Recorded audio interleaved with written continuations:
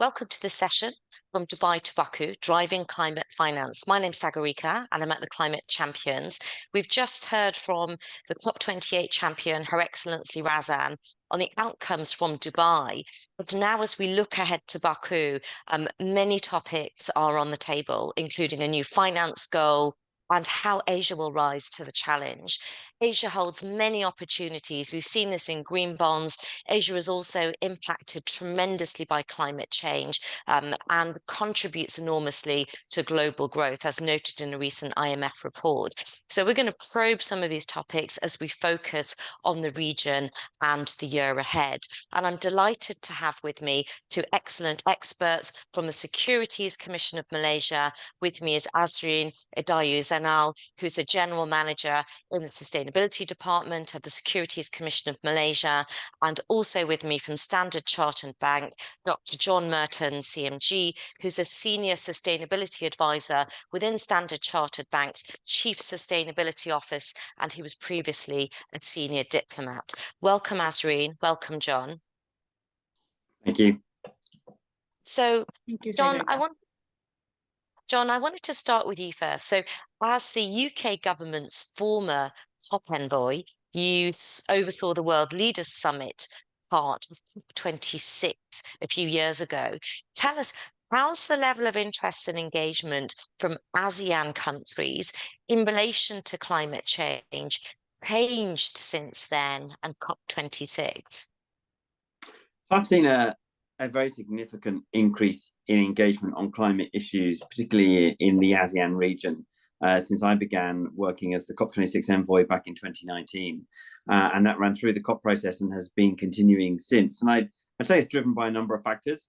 Some of them are external or technological. So, for example, the huge progress we've seen in the scaling of renewable energy, the reducing cost of wind and solar, and also the really significant reductions in the cost of battery storage have made people realize that renewable energy, battery storage, the low carbon economy is going to be the future of economic growth. And that's been seen really clearly even just over the last couple of years in China, with the rise of new energy vehicles now accounting for almost a half of vehicle sales in China. So firms in the vehicle industry, sort of the component chain in Thailand and elsewhere in ASEAN, really sense that the low carbon economy is coming, and there's that desire to readjust. And then similarly, there's been political interventions, and none more striking than Vietnamese Prime Minister Chin's announcement at COP26 that Vietnam would aim for a net zero 2050 target, which is really striking, and the first country in ASEAN, major economy in ASEAN, to make that kind of commitment. That's a really striking commitment from a still emerging economy. So we've seen that political commitment as well. And then we've seen it also, things like the European Carbon Border Adjustment Mechanism will essentially mean in the future that we're going to see a pricing in carbon in ASEAN, whether it's happening in ASEAN itself or whether it's happening at the EU border. Fantastic. And Azreen, in Dubai at COP28, I think Malaysia had a very significant delegation, maybe the largest participation from Malaysia that we've seen. Tell us, what's your perspective on some of the key outcomes from a climate finance perspective? Thanks, Sagarika, for that question. I think COP28 was really a momentous occasion for Malaysia. During COP28 itself, we cemented close to $9 billion worth of potential business leads. This is including investments in renewable energy as well as in relation to carbon market ecosystem. Besides that, what is more important is the achievements of some of the negotiations and agreements that were concluded at COP28 and what they meant for Malaysia. I think, as we heard earlier from H.E. Razan, on some of the funds that have been committed during COP28 itself. There were a lot of those announcements, and billions of dollars have been committed. And basically, for a country like Malaysia, we are a developing country. Given the pressing challenges that we need to address in order to accelerate climate finance mitigation and adaptation efforts, the financial commitments and pledges at COP28 present opportunities that Malaysia can tap into towards realizing our transition to net zero. For instance, Malaysia, we need approximately around $800 billion for flood mitigation and another $135 billion to fund the transition to renewable energy. Therefore, those commitments that have been made at COP28 really provide vital support that we can tap into to realize our climate climate goals. And these are things that we are continuing to pay more attention to towards how to tap into all these fundings that will make Malaysia achieve its goals. Thank you, Azreen. And John, Azreen mentioned some of the financing gaps from the Malaysia perspective. When you were speaking, you mentioned Vietnam. Obviously, alongside the opportunities that you outlined for Asia and the ASEAN region, the region is also a significant contributor to greenhouse gas emissions. And at COP26, again, just looking backwards to kind of look forwards, you led a lot of the negotiations for the Just Energy Transition Partnerships, or JETPs. Tell us a little bit about what your perspective is now on what's happening with the JETPs, maybe a quick recap of what they are, and how Standard Chartered Bank is leaning into the JETPs, why they matter. So thanks, Sagarika. The JETPs, the Just Energy Transition Partnerships, are a series of agreements that have been negotiated with major coal-using countries, South Africa, Indonesia, Vietnam, and more recently Senegal, in order to essentially provide climate finance to those countries in exchange for really robust commitments to phase down coal in those countries. And they're progressing well. And you're seeing, for example, in South Africa, which is the furthest down the JETP road, a really significant amount of renewable energy coming on stream and being licensed in South Africa as reforms associated with the JETP take place. Now, in Indonesia and Vietnam, they're a year behind because they were negotiated a year later. And Standard Chartered Bank, my bank, is a signatory to those. And one of the reasons I joined Standard Chartered out of government was because we realized that for countries like Vietnam and Indonesia to reduce their emissions, they need finance. And that's some of it is going to come from the public sector. But the secret sauce in the JETPs is that public sector finance will stimulate and catalyze a much larger sum of private sector investment. If you look at the Vietnamese JETP, for example, the amount of concessionary capital brought to bear by donors is around $8.75 billion. But the resource mobilization plan is looking for somewhere in the region of $150 billion of investment in the Vietnamese economy to accelerate that transition to a low carbon economy. And Standard Chartered is a part of that in Indonesia and Vietnam. We're bidding to finance projects. And we're also working to really engage on some of the complex stuff you referenced, like coal phase out. We need to work together to establish how do we bring the financing together to phase down coal power stations ahead of their anticipated end of life, because there are around 5,000 coal power stations in Asia. And if they operate as expected in their economic plans, they will consume about 60% of the remaining carbon budget to 1.5 degrees C that we have as a globe, just those coal power stations on their own. So it's really important to do the financial engineering and work out how do we put an end to their usage ahead of their sort of planned economic lives. And John, does it feel like there's going to be some tangible results on the JETPs that have started from what you're able to share? And tell us a little bit maybe about the role of diplomacy and advocacy in the region to try and help deliver some of the changes that are needed at the cross-sector level. Yeah, so I think we will see concrete results from the JETP. They're not a silver bullet, let's be clear. They're not a silver bullet, but they are a really useful way of bringing climate finance to bear on really thorny problems like decarbonisation in a country like Vietnam, where many of the coal power stations are still really young, or in some cases haven't even yet been built, but all the contracts have been signed and so on. And what we see actually with the JETP in South Africa, and I think we will increasingly see in Vietnam and Indonesia, is the JETPs are solving blended finance at a program level. You can arrange blended finance, that is to bring public and private finance together on a project by project basis. But actually you can leverage that concessional finance from donors a lot more if you work at a project level. So if I go back to the example in South Africa, for example, which is the one that's furthest down the pipe, and I wrote about this just recently on LinkedIn if anyone wants to check. What we saw in South Africa was the initial desire was to use the concessional funding to finance renewable energy. And actually, as a result of discussion with donors, it was agreed that actually, if you made a couple of reforms in the generation sector in South Africa, you could finance the renewable energy investment completely privately.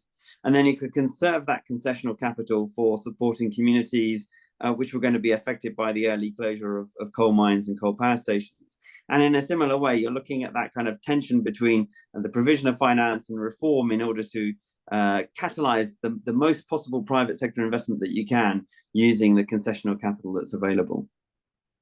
Thank you, John. And I just want to go a little bit deeper. So, I mean, the Climate Champions, we are very focused on the COP and the preparations for that through the year. Those are obviously at the global level. We also work at the regional level. We have regional teams, and we've curated a regional platform for climate projects, which is a list of 60 projects that we think are very promising in developing countries. We hope they will get financed this year. The GEFI is obviously more at the kind of the country level. Tell us a bit, with Standard Chartered Bank, I mean, you have a significant geographic presence in the region, but you're also global. Within the context of Standard Chartered Bank's overall approach to sustainability and finance, how do you balance this global, local, national, regional approach? So we are a bank that's headquartered and regulated in the UK. But unlike many UK headquartered banks, we don't have a retail presence in the UK. So we don't have a sort of a big home market in the UK. In fact, we're present in, I think, now 53 countries around the world. And those are the markets that we call home. Our biggest offices, for example, are in Singapore and Hong Kong, and 85% of the bank's revenue comes from Asia, the Middle East, and Africa.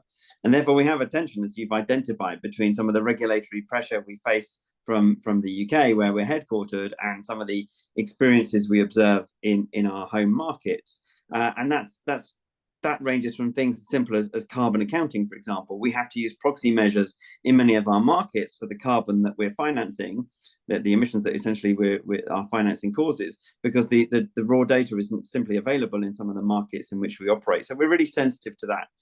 And we're also sensitive to the need to sometimes roll up our sleeves and get our hands dirty doing some of the difficult things that need to be done in order to decarbonize the economies in which we work. And a concrete example is in respect of the Just Energy Transition Partnerships and financing coal phase out. We had a position that said that we won't finance thermal coal, and on a sliding scale, it's reducing every year the amount of a company's revenue that they can derive from thermal coal, if we're going to continue to finance them. We've had to revise that position statement so that we can actually provide to finance the special purpose vehicles that will be used to enable coal phase out in certain circumstances. So it's a difficult decision to make. We know it's not necessarily one that's uncomplicated, but we know that it's right to actually engage in financing coal phase out if we're to reduce the operating life of these coal power stations across Asia and meet our climate goals. Thanks, John. And Nazreen, I want to come back to the capital markets perspective. And John mentioned, the regulatory framework that they face, for example, in the UK, but also other markets. Now, 28, Malaysia's overarching theme was going beyond, green growth, resilient community, sustainable planet.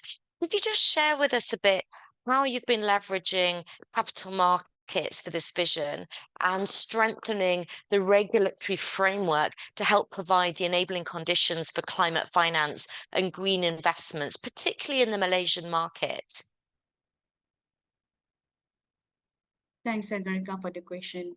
I think before I zoom in to answer your question, I would just like to provide a little bit of context in terms of our policy motivations when we go into sustainable and responsible investment, or SRI. So as you know, Malaysia is a global leader in Islamic finance, and there are commonalities between Islamic finance with that of sustainable finance. So given this, it was a natural move for Malaysia to move into this space since 2011. Since then, our focus have been into building a facilitative ecosystem for SRI to grow and thrive, and our strategies are very encompassing. We cover all aspects of the ecosystem, the SRI instruments, issuers, investors, internal governance culture, and also information architecture. So all these strategies have already been embedded in our respective master plan and blueprints.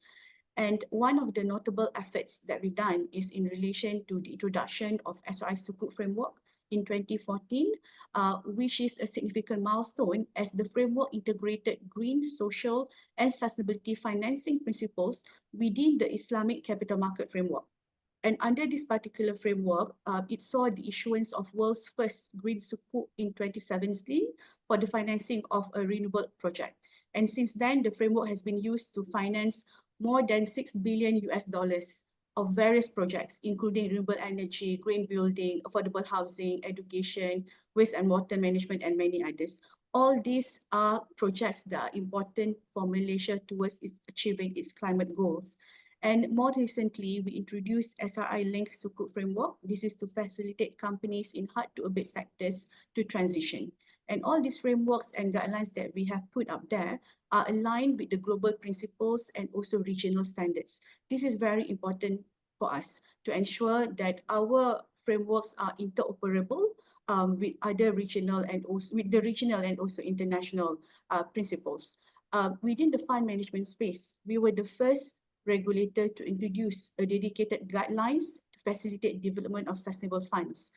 These particular guidelines provide the framework for the incorporation of ESG, climate change, and alignment with USDGs and others into a fund product. This is again another innovative structure that we have introduced. Besides that, venture capital is also has a huge potential, and this is a segment that we are looking into on how we can further promote green investments through the VCs. As you know, a lot of the VCs out there have already been investing in climate tech. This is an area that is really growing, and they can play a greater role to invest in this area. So to facilitate this, last year we issued a guidelines that will help them in terms of providing guidance on how they can incorporate green and sustainability to get more VCs to invest in green technologies, for example. And besides that, to further provide guidance to the market participants, in 2022, we released principles-based SRI taxonomy that provide guidance on the classification of activities based on green, social, and sustainability objectives. And we are currently working on the next iteration of the taxonomy that will involve the development of plus standards, coming up with thresholds for key economic sectors in Malaysia. This particular initiative also, we are coming up with it in ensuring alignment with the ASEAN taxonomy. But of course, we need to take into account the national policies and targets and also readiness of the Malaysian sectors. And since that we have both regulatory and developmental roles for ASEAN Malaysia, our efforts in championing this looks into the whole ecosystem so that we can further support Malaysia's sustainable development and green growth agenda. Azreen, that's incredibly helpful, and a lot has been clearly happening on the ground in Malaysia. I wanted to ask one quick follow-up, if I may, which is small to medium-sized enterprises. I mean, it can be particularly challenging, and they're often in many economies, the backbone of the economy. They're much needed. It's where a lot of innovation happens. How do you find the balance yourself and the different regulatory frameworks and guidance in enabling change by market participants and at the same time helping the small to medium-sized enterprises? In this area, it is important to collaborate. SMEs are really important to the economy. In fact, they provide a lot of employment and also contribute significantly to the GDP of Malaysia.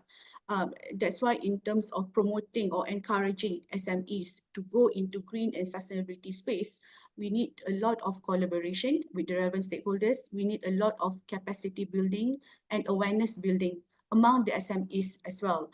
Because since some of them are really small in size, they might not have the capabilities and the resources to learn about new things, to adapt their practices to be more ESG aligned, for example. So this is where a lot of facilitations would be required. And this is where, through our collaborations with the relevant stakeholders, we are providing also in terms of the right practical tools that can help the SMEs to transition faster. Thank you. And I think we're going to hear more about SMEs later in a separate section in a fireside chat. So as we look out to this year and Azerbaijan, part of Asia and Europe hosting COP29, in Baku, it's being described as a finance COP. So from the climate champion side, fair finance is an important part of this. And for us, that means finance going to developing countries, adaptation, mitigation, and nature, and that climate nature nexus that Her Excellency Razan described earlier. We have many different things that financial institutions can get involved in. Please do reach out to the climate champions. I just want to turn to both of our experts to ask a bit, maybe in 60 seconds, what things do you want to see ahead of this COP this year? And John, maybe if I turn to you first, please. Thanks, Sagarika. So for a private finance institution like our own in Standard Chartered, for us, the details of the, for example, the next collective quantitative finance goal are less important than the capacity of the private sector to invest in the low carbon economy in Asia and beyond. We need to make sure that there's as much possible private sector investment coming in on the back of any public finance as is possible. And that's the really important thing. So for us, what we want to see progress on is the capacity of the MDBs and other donors to crowd in private sector investment to finance climate projects and so on in Asia and beyond, rather than crowd it out. We want to see progress and resolution on carbon markets and voluntary carbon markets, as well as compliance carbon markets, so that we can help bring together the private finance to support things like early coal phase out across Asia. And we want to see continued progress at a regulatory level around the world to make sure that banks and other financial institutions like my own are incentivized to put as much finance and resources as possible into the low carbon economy and are not penalized for doing that, rather than investing in traditional sectors, which are sort of potentially by some regulators being seen as more secure, more stable and less risky. Thank you. And just for our audience on the line, the new collective quantified goal that John mentioned, that is the global finance goal that parties need to agree as they look forward. And John, really quick follow-up. Will Standard Chartered Bank have a presence at COP29 in Baku this year? Yeah, we're planning on having a presence at COP29 in Baku, so hopefully see some of you there. Fantastic. You know I have to put you on the spot on this, so thanks very much. Azrin, please, from your perspective, what would you hope to see from the Malaysia perspective at COP29 this year? Sure, Sagarika. I think I share the same feedback that John has mentioned. We want to see the $100 billion commitment to be delivered by the developed countries. We want to see NCQG. We want to see loss and damage fund to be operationalized, among others. These are key climate commitments, climate finance commitments that have been made at previous COPs and also recently at COP28. But specifically for Securities Commission Malaysia, as you know, we are a founding member of the Global Islamic Finance Program, or GEFI, for climate, nature and development that was announced at the recent COP28 as a founding advisory committee member alongside institutions such as Standard Chartered, HSBC, Siemens & Siemens, Ajman University and also WWF. So we are now working towards launching the GEFI at COP29, and a lot of work are being put into this fund at the moment in terms of looking at the structures as well as the criteria and also the KPIs. This fund is about mobilizing blended finance for projects that are aligned with climate and nature, particularly in the global south. So let's hope, we're really looking forward for the announcements at COP29. And this is an area that we are really excited about. John, Azrin, you've been very generous in sharing your expertise, giving us a sense of what's happened, what lies ahead. And I'd like to thank you very much for sharing those with us. Thank you.